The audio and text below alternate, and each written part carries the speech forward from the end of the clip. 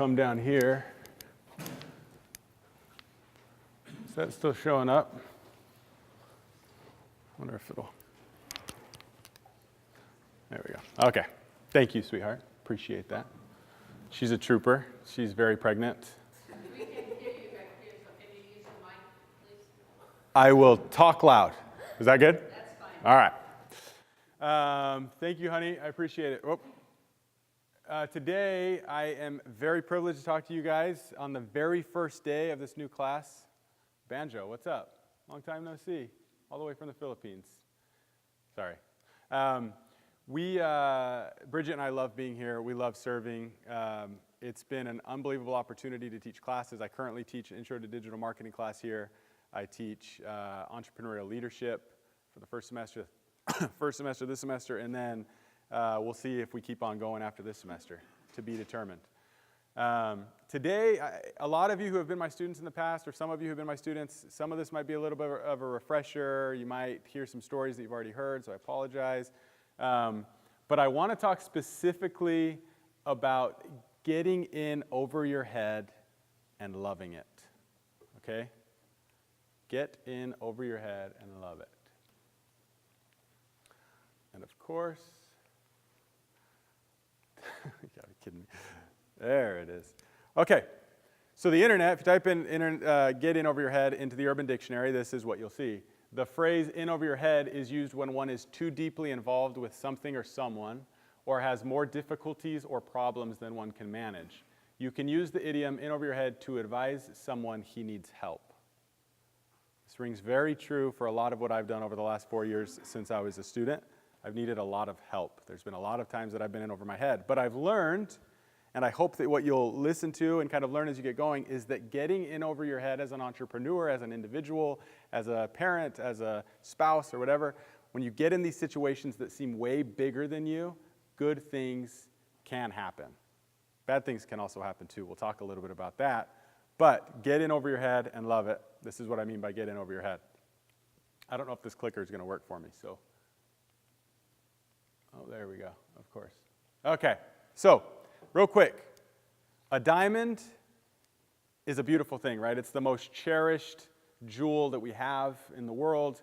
And I am no biologist, but the way that I can explain to you that a diamond is formed is carbon, what is that called, an atom or molecule or whatever. The carbon has immense pressure, insane amount of pressure over a long, long period of time. And this ugly piece of carbon, after being put under extreme amount of pressure, eventually turns into a beautiful diamond. And people scour the world for looking for these diamonds, right? And they sell for a lot of money. My experience in entrepreneurship is I've watched other people and I've seen myself in moments of intense pressure. And in these moments of intense pressure, when it feels like, oh man, I don't know if I'm going to be able to pull this off, two things happen. One, either a diamond is formed and you learn a gem of, you get a gem of experience, or you take a next step in your progression or whatever, or you explode and don't survive the pressure. That happens quite a bit too in entrepreneurship. Oh, come on. Okay, now, with that in mind, understanding the intense amount of pressure that comes with entrepreneurship, this being an entrepreneurship lecture series, okay? The intense amount of pressure that will come, for sure. It is crucially important that before you start on the entrepreneurial journey, before you start your own business, before you go get started at a startup that somebody else started, that you're going to have a lot of pressure on you, it is important to know your why. And you've probably heard this before, but your why, in my opinion, is what it is that gets you out of bed every single morning, what it is that keeps you motivated when things are difficult, okay? My why, come on. Every time I go to do this, this is my why, okay? Bridget, who was so kind to come and introduce me today, who I've had a pleasure of serving with and being married to for 10 years. Lewis, the little blonde boy that looks nothing like me. I've got a few questions. Lewis there. Jensen, who looks a lot more like me. That one makes more sense. This is my why, okay? I said this last time I did the lecture series, and I tell my company this all the time. I tell people this all the time. No matter how much I love my business, no matter how much I love serving as a missionary, as an entrepreneur in residence, whatever, none of that matters compared to this. If there's any question, this is the reason that I wake up in the morning. This is the reason that I work hard. This is the reason that we've built a company. This is my why. And I remember that at all times, in all things, and in all places. The reason it's important to know your why is because this is where you're going to find yourself quite often as an entrepreneur, okay? In fact, just yesterday, I called my partner, Bridget, my companion, and I said, with my head on the table, I need a pep talk from my partner because I was overwhelmed, I had a sinus infection, I was sick, and I was stressed, and she, being awesome, gave me a pep talk and said, take it a day at a time, take it a week at a time. This is very much entrepreneurship. Anybody that's done anything entrepreneurial knows that a lot of times you just want to chuck your computer across the room, throw your phone against the wall, and you really want to give up, okay? So if in these moments you don't know your why and you don't have that foundation, it'll be easy to give up. But if you've got a solid why, in these moments you'll be able to push through.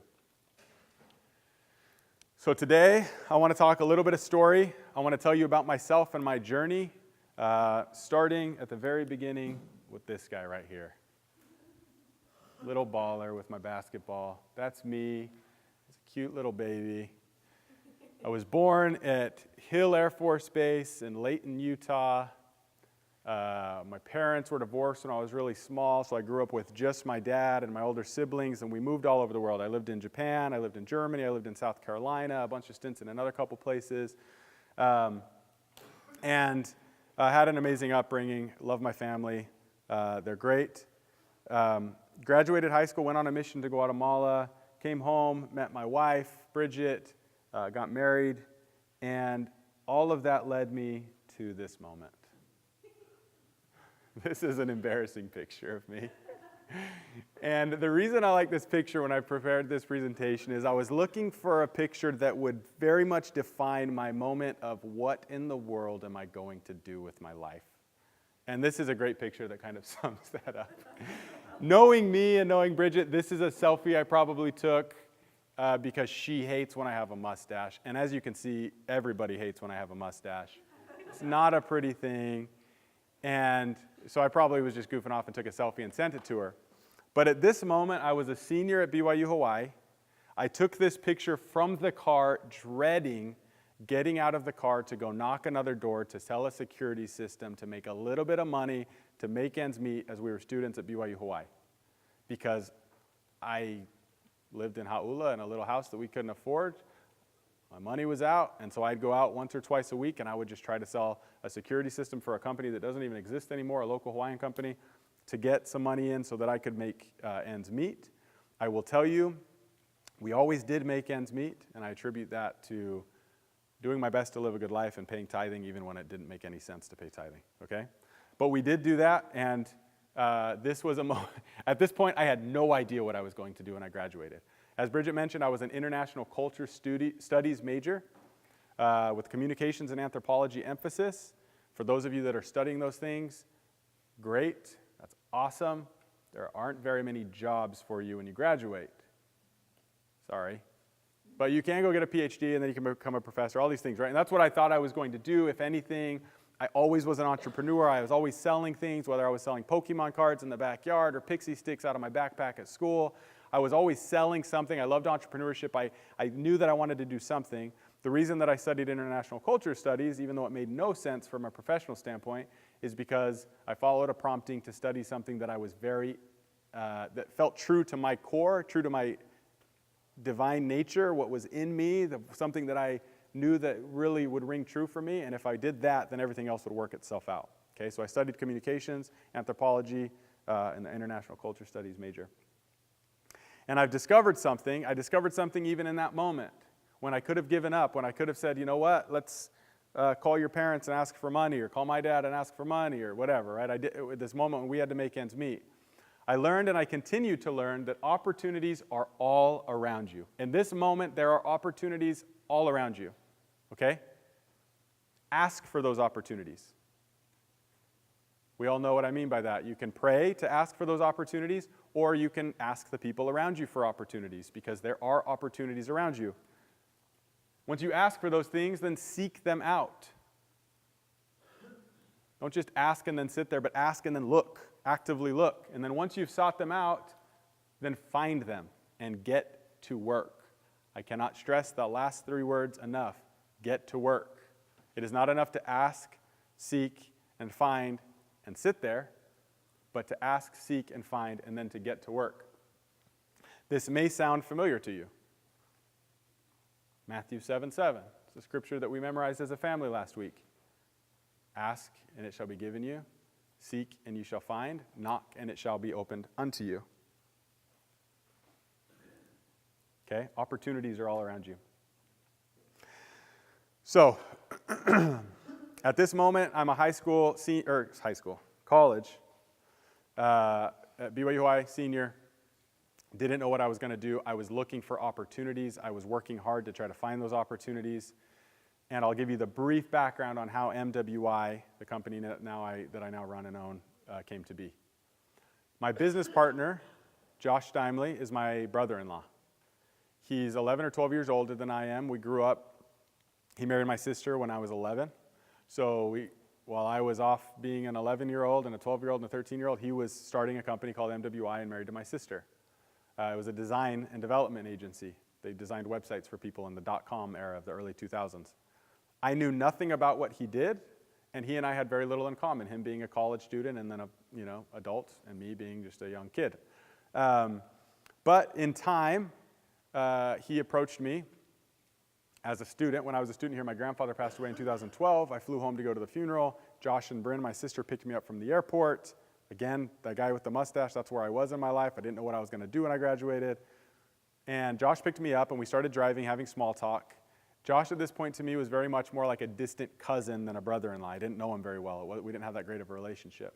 So in our small talk, Josh said, you do sales, right? I said, yeah, I've always done sales.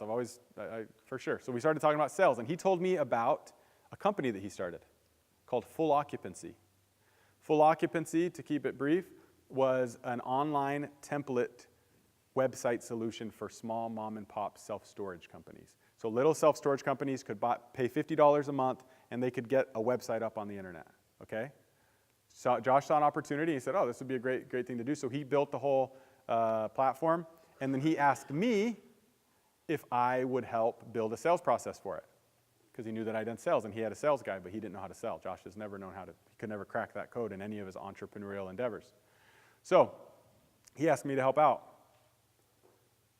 I was asking, I was seeking, and now I found an opportunity. I had nothing else going for me at the time. I said, sure, I'd love to.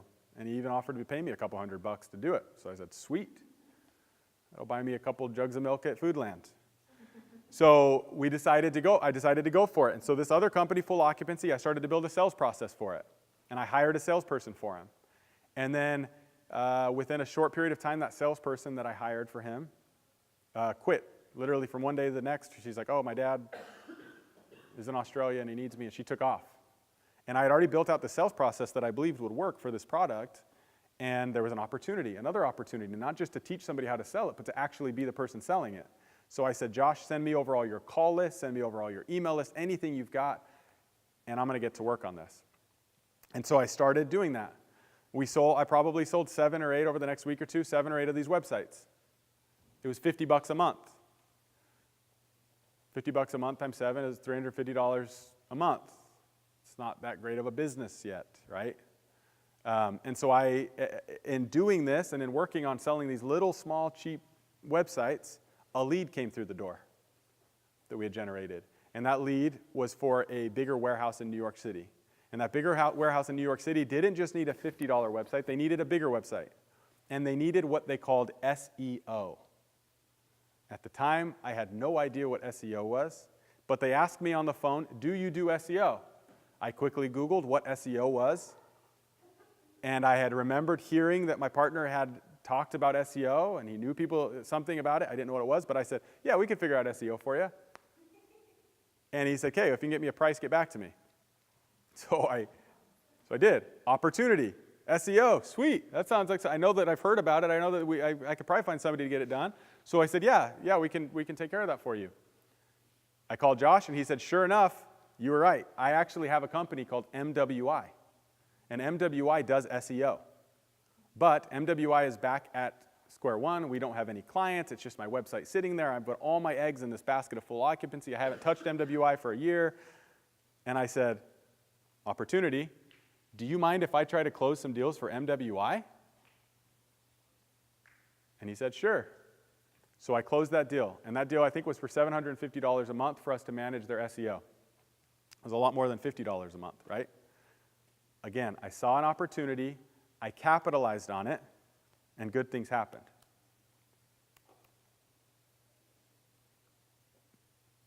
So I started waking up at 4 a.m., making these phone calls. Everything that I did was from this iPad, okay? Maybe a second generation iPad with a keyboard attached.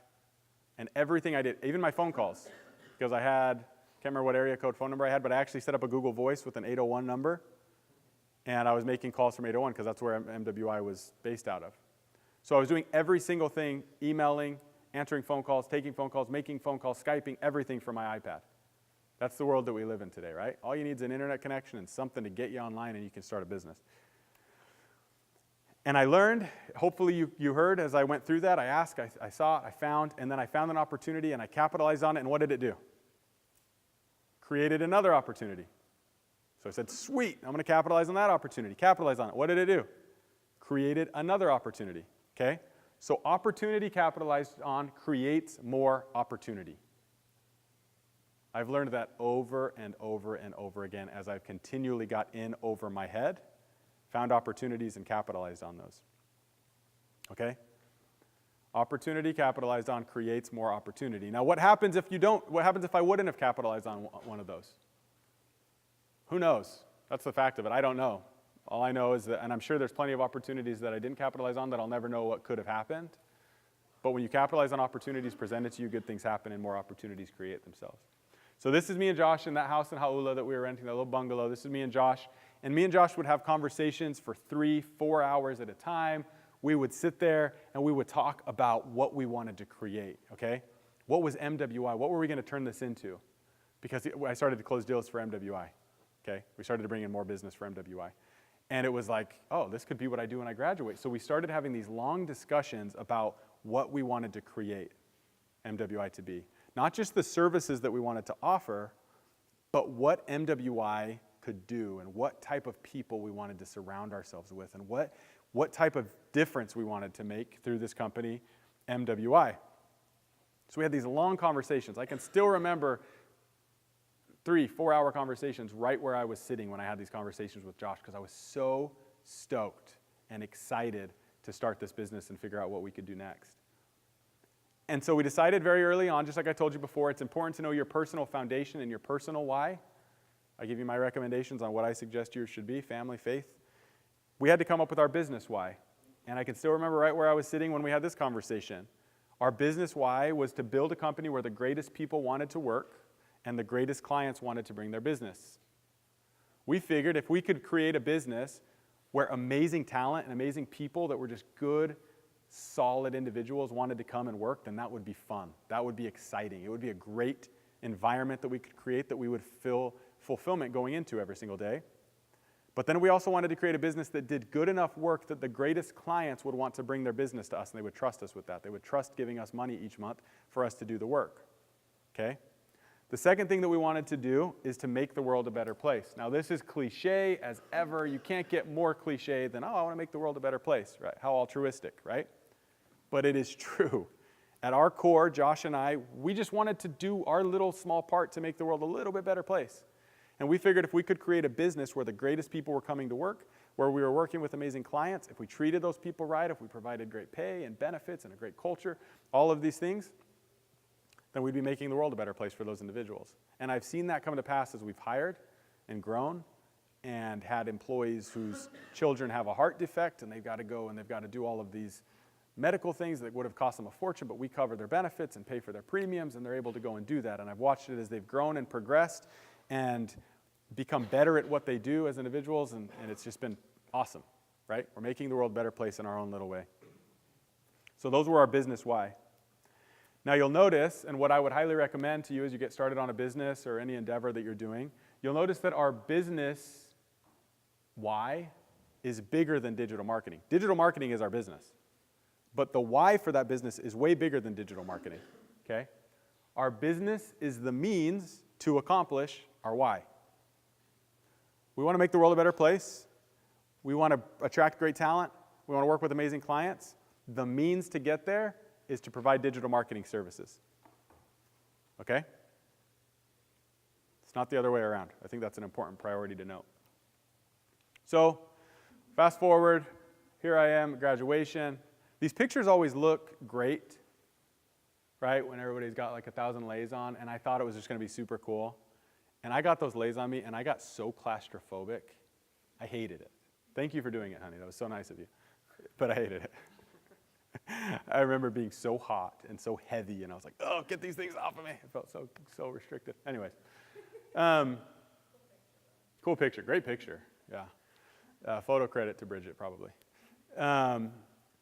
So I set the goal before I graduated. Once we got MWI going a little bit, we created a little marketing funnel that was generating leads. We started to close deals.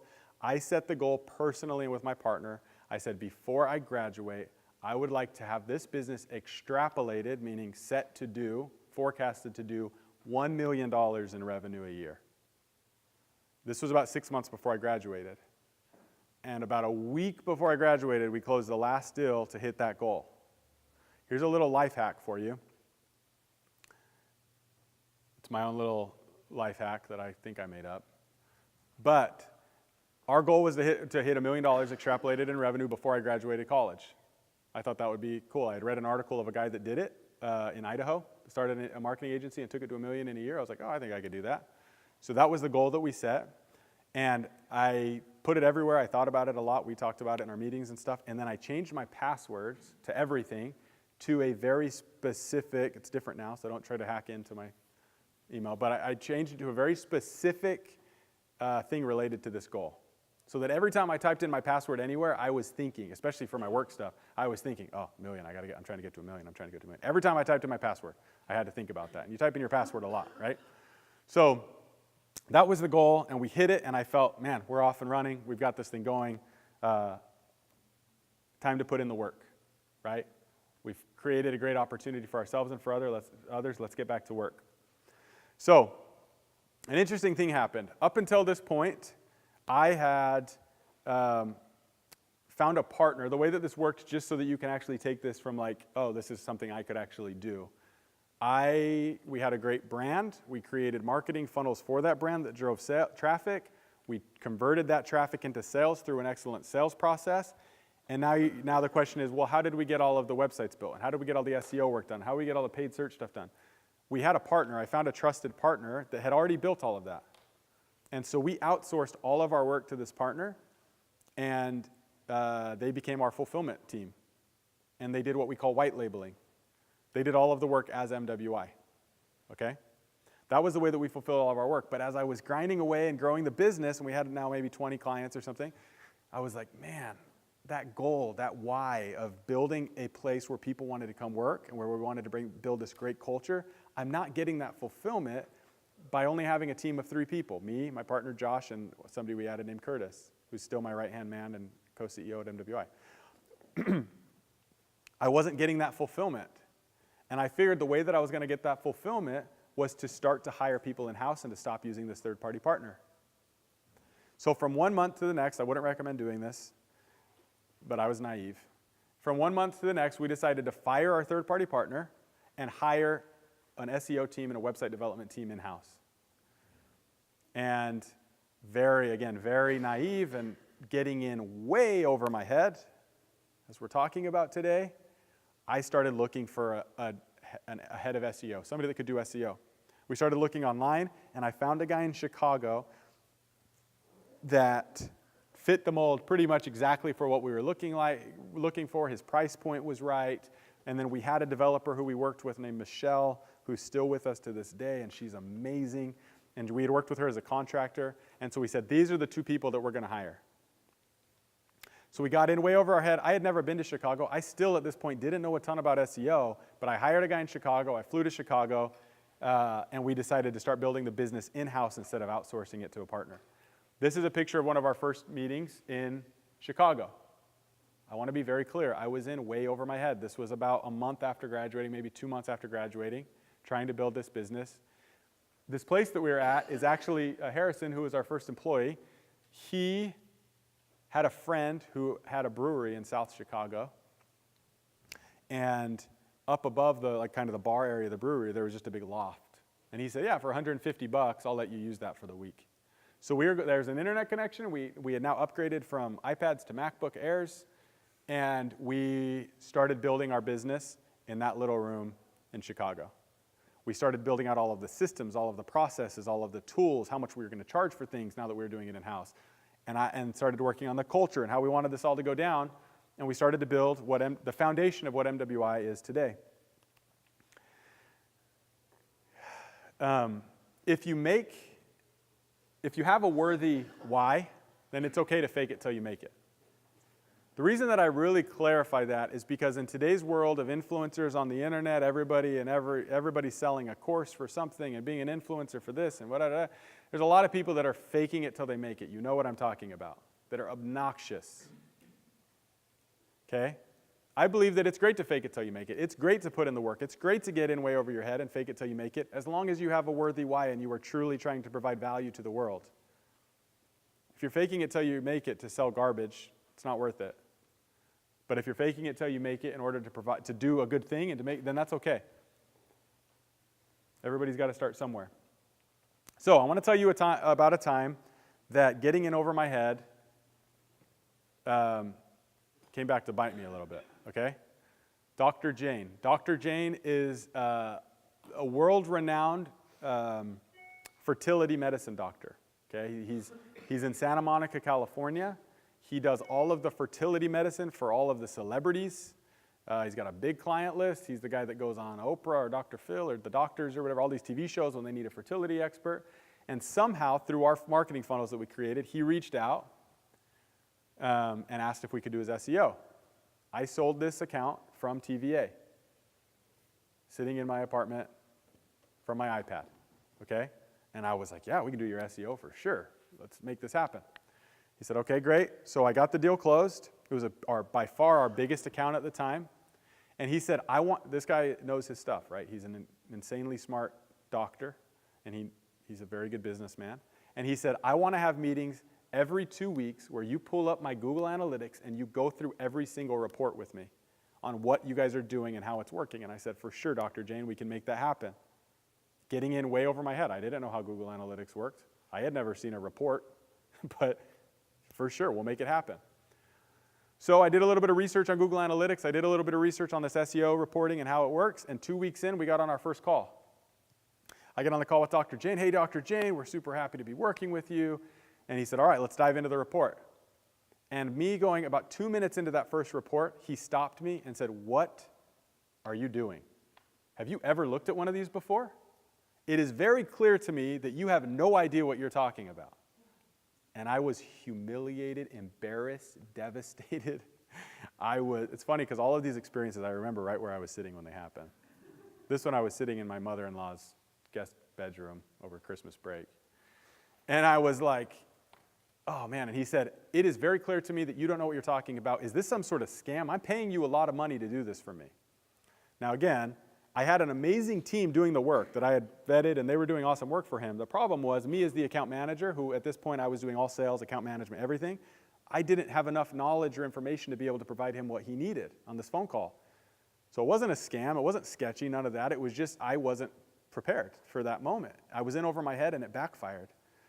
And I said, Dr. Jane, I apologize. This is my bad. I can assure you that we're doing amazing work for you. I'm just not the right guy to tell you about it, and I apologize. I'm not prepared. But I guarantee you, our next call in a week, we'll do it in a week, and I will come better prepared, and we will be ready to rock and roll and show you.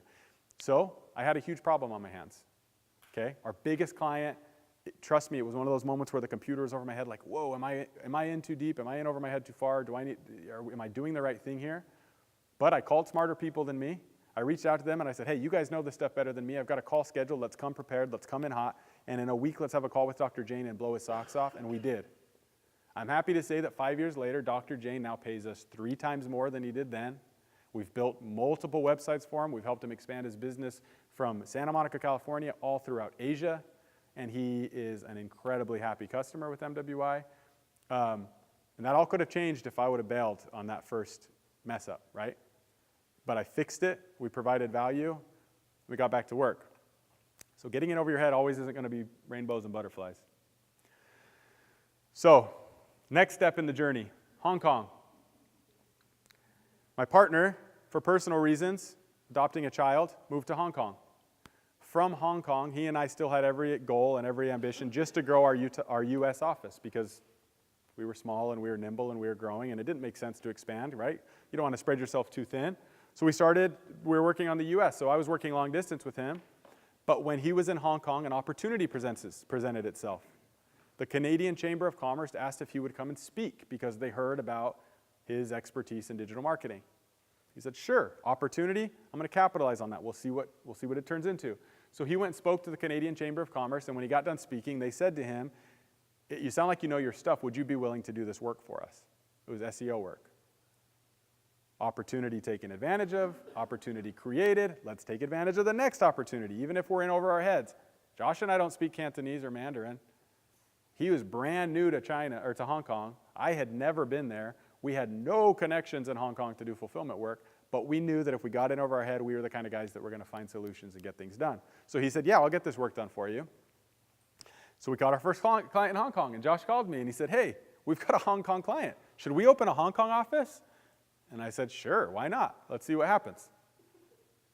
So I hired 3 different sales guys in Hong Kong. I had never been to Hong Kong at this point, but I hired 3 different sales guys, and all of them told me this. It's just not the same here. Because I would tell them, look, in the US, I'm able to get a lead in the door, and I'm able to have that deal closed in 7 days, tops. We should be able to do that in Hong Kong, right? No, it's just not the same here. Are you sure? This is how the sales process works. Trust me, if you say this, and then you say this, and you do it with control and authority, and you do it the right way, you can get these deals closed. No, it's just not the same here. 3 guys all told me the same thing. So after the 3rd guy was failing miserably, and we were investing money and trying to get this Hong Kong office open, Josh and I said, you know what? The best next step might be to not do Hong Kong. Maybe we should scrap it. But I said, I'm going to give it one last Hail Mary. I'm going to come to Hong Kong. I'm going to practice what I preach. I'm going to try my sales process in Hong Kong. I'll be there for 8 days. I've never been there. I don't know what's going on in Hong Kong. But I'm going to come. If you set up some appointments for me, we'll go. We'll try the sales process. If it doesn't work, we'll scrap it. We'll get back to focusing on the U.S. only. If it does, let's do it. Let's go. So a great quote by Benjamin Franklin about all these guys. He that is good for making excuses is seldom good for anything else. All of these people made excuses. It's just not the same here. They went into every meeting thinking it's just not the same here.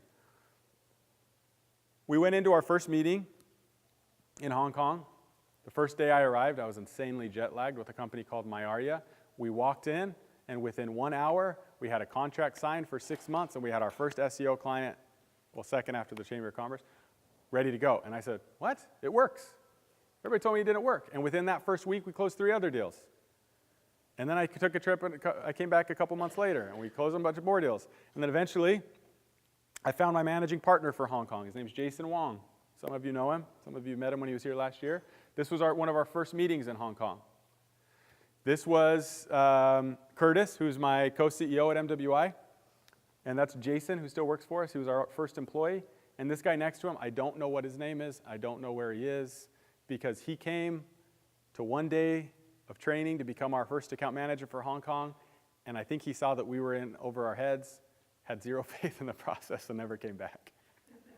So I don't know what happened to him, but the next day we're like, oh yeah, we got this new account manager we hired, and we trained him all day yesterday, and then he disappeared and never showed up. He was in over his head and didn't want to keep pushing. We did. Okay?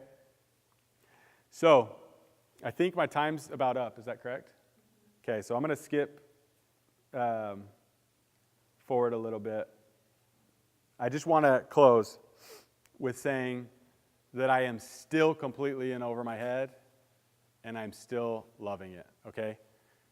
Getting in over my head and finding ways to make things happen in tough situations has blessed my life tremendously and has given me confidence to continue to get in over my head on bigger and bigger and bigger things. To find opportunities, to look for opportunities that make sense for me, to capitalize on opportunities, and then watch those opportunities flourish and turn into other opportunities.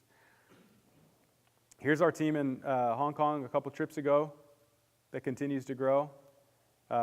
Here's our team, our Phoenix office with a couple people that are remote that work across the U.S. Here's how this meeting is with one of our guys in London, me, Curtis, and then our Hong Kong office, running our business the way that we do, a lot of FaceTime and chatting over the go-to meetings. Here's a bunch of the clients that we work with now as we've continued to evolve and grow. Marriott, Orange Theory Fitness, Shipsticks, Energit, a lot of these great companies that are doing big things that we're able to help grow. And all of these things led to what I consider at this point, we've still got a long journey, Bridget and I and our family, to go, but what I consider at this point in my career, a really good checkpoint, which it has been the opportunity to come and serve here at BYU Hawaii, to teach classes, to get to know students, to help them understand the way that the internet works and to help them complete projects and do these things, has just been the absolute crowning moment thus far in our career. To be able to run a business that allows me to do this has been absolutely amazing. Teaching classes, doing awesome surf competitions with students. That's one of the events for one of my classes last semester. We got the opportunity to go to the Philippines and serve and help with a group called Rise Up, which was unbelievable, and we had such an amazing experience there. All of these opportunities that you're seeing would never have happened if I wouldn't have capitalized on that first one, okay? Opportunities capitalized on create more opportunities. So, in recap, know your why. Understand why it is you're wanting to be an entrepreneur, what it is, what is your driving force? Is it money? Is it family? Is it faith? What is it? Figure out what that is. Begin to ask, seek, and find opportunities, and then when you find those opportunities, work harder than anybody else on those opportunities to turn them into more opportunities, and great things will happen. Keep getting in over your head, and you'll learn to love it. Thank you.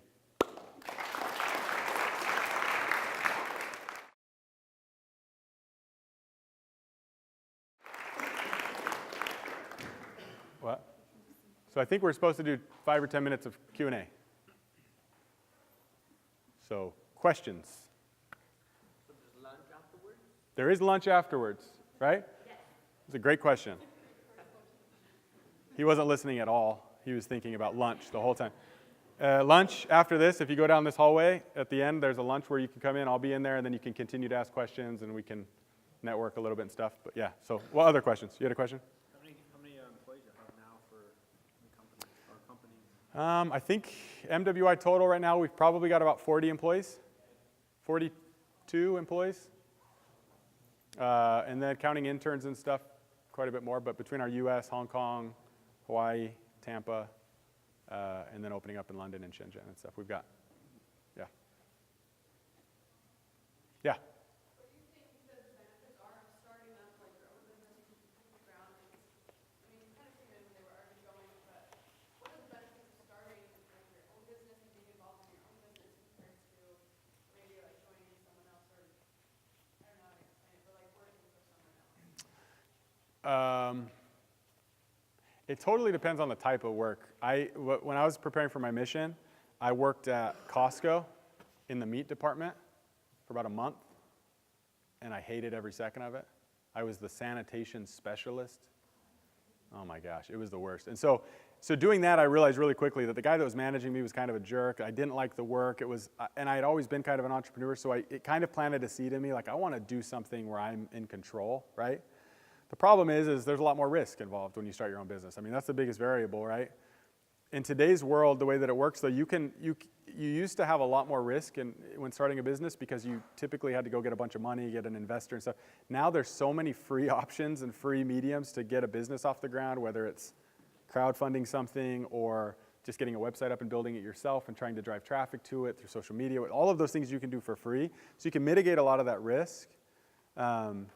But obviously, when you start your own business, there's more risk, right? Am I going to make money? Is this going to turn into something? And if you go jump on somebody else's bandwagon and have them pay you, then you get rid of some of that risk. So, pros and cons.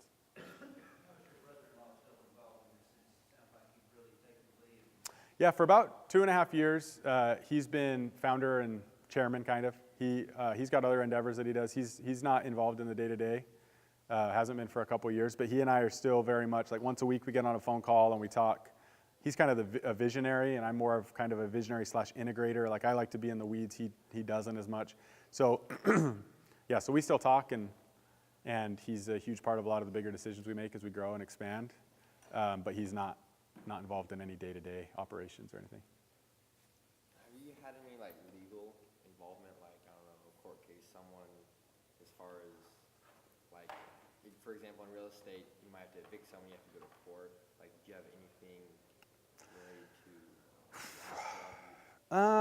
I think there's been a lot of opportunity. The question was if we've had any like legal issues or anything, or like clients not paying or having to fight, right? No, we haven't. I think we could have. I think we could have had a number of those, but I kind of function with an abundance mentality of just like, you know, we've had plenty of clients that stopped paying and we did probably a month too much of work and they owe us 10 grand. And we'll go after it a little bit, but at the end of the day, I've never been one to like, you know, push too hard with like a lawyer and stuff. I figure what goes around comes around type thing. So we haven't really ever had any big issues. Obviously, there's a lot of legalese when you're opening offices in new countries and stuff and figuring it. But as far as like issues that we had to take to like legal, no. Have you ever hired someone that you felt was more qualified than yourself, or like you feel like could do what you're doing? Have I ever hired somebody that was more qualified than myself? The answer is yes.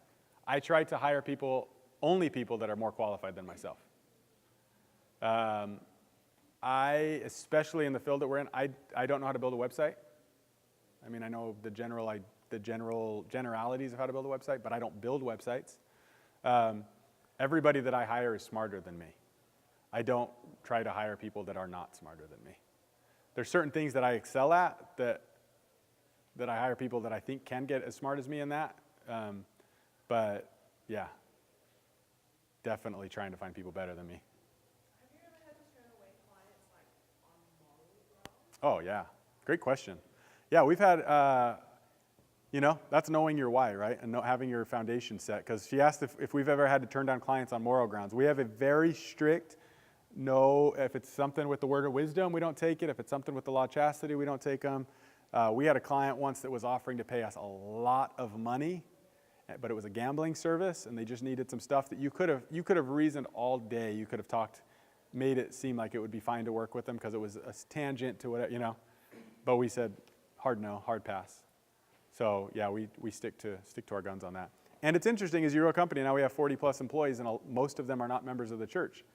We've had clients reach out to us, and they're like, wait, why aren't we taking that deal? What are you doing? And we've had to find interesting ways to explain that without getting into trouble. Yeah.